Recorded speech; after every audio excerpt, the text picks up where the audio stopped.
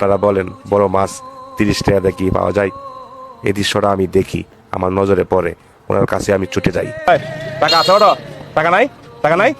মাছ দিত? কোন মাছটা পছন্দ দেন তো? উনি আমাকে দেখালো ছোট মাছ।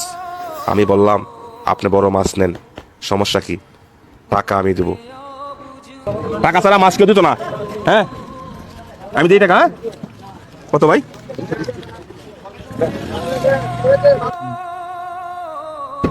দেখছেন, উনি 30 টাকা নিয়ে আসে মাছ মারলো। মাছের দাম হচ্ছে অনেক।